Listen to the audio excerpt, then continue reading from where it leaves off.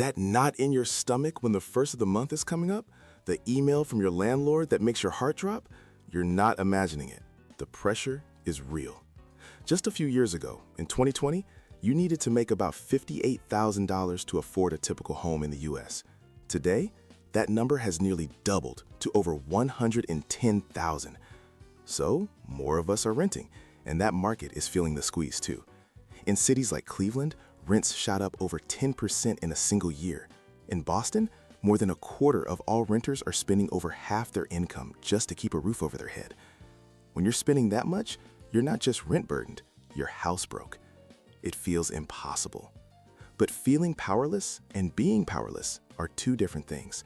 There are moves you can make right now, even if you're broke, even if you're stuck in a lease. Let's start there. Your first move is something that sounds terrifying. Negotiate your rent. Landlords want you to think the price is set in stone. It's not. First, do your homework. Look up what similar apartments in your building and your neighborhood are going for. If they're asking for a 5% increase, but units are being listed for less, you have leverage. Then, write a polite, professional email. Remind them you're a reliable tenant. You pay on time, you're quiet, you take care of the place. Finding a new tenant costs them money and time. Keeping a good one is easier. You can also offer to sign a longer lease, say 18 months instead of 12, in exchange for a smaller increase or no increase at all. It gives them stability. This isn't some radical new idea. People have been organizing for fair rent for over a century. The New York City rent strikes back in 1918 show that when tenants stand up, the system can bend. Your second immediate move, if your situation allows, is subletting. It can be a legal maze, so the first thing you do before anything else is read your lease. Some forbid it outright, others allow it with the landlord's permission. The laws change city by city.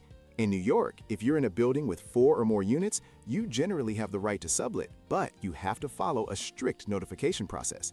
In California, it's usually up to what your lease says. Regardless of the law, get your landlord's permission in writing. Always. This protects you. Then, screen your potential subtenant like your financial life depends on it, because it does. Run a background check, call their references, verify their employment. Draft a solid sublease agreement that outlines rent, dates, and rules, and take pictures of everything before they move in. This isn't about being paranoid, it's about being prepared. Now let's say you're scraping by and need to fundamentally lower your costs. It's time to think beyond the traditional apartment. Co-living is evolving. It's not just a random roommate from a sketchy website anymore. Look into platforms like PadSplit. They operate in cities across the country, offering furnished, private rooms with utilities included, specifically for workers with lower incomes. It's a model built around affordability and flexibility. There are also home sharing programs, like one in Vermont that thoughtfully matches people who need housing with older adults who have extra space in their homes. Often, a lower rent is exchanged for a bit of help, like shoveling snow or providing transportation. It's a solution rooted in community, not just a transaction. Another critical lifeline is rental assistance. It exists, but it can be hard to find. The single best place to start is by dialing 211. It's a free, confidential service that connects you to local resources for everything from food to housing. Just tell them your situation. Online, the Consumer Financial Protection Bureau has a simple tool. Just search for their Rental Assistance Finder that helps you locate programs in your state. The biggest federal program is the Housing Choice Voucher Program, often called Section 8. And yes, the wait lists are notoriously long. It can take years, but you can't get on a list that you don't apply for. Check your local public housing authority's website to see if their lists are open. It's a long shot, but for some, it's the shot that changes everything. Everything we've talked about so far are individual moves, but the real power comes when you stop fighting alone. That's where tenant unions come in. A tenant union is simply a group of renters in the same building or from the same landlord who organize to bargain collectively.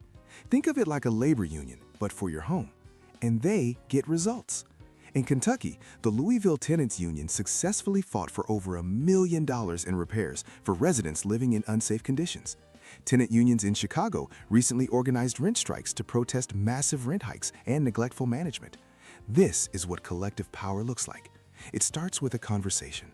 Talk to your neighbors. Are they facing the same issues? You can find resources online for how to form a union.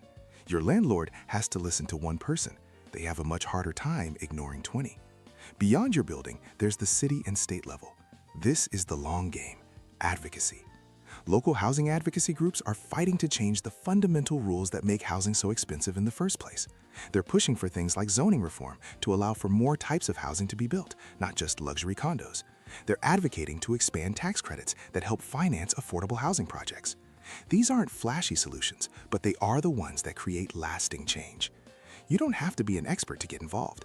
Find your local Habitat for Humanity affiliate or other housing nonprofits. Sign up for their newsletters.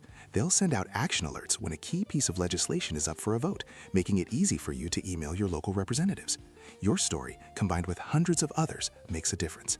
Advocacy groups have already helped unlock billions in funding and passed policies that have helped millions of people. Look, this is a fight. The housing crisis in America is a massive, complicated problem, and it's easy to feel crushed by it. But you're not helpless. From the immediate tactics, like negotiating your lease and screening a subtenant properly, to the community-focused strategies of finding new living arrangements and accessing aid, you have options. And when you zoom out further, you see the path to bigger change through the collective power of a tenant union and the systemic pressure of advocacy. Each action is a step towards taking back control. It's not just about surviving your next rent payment.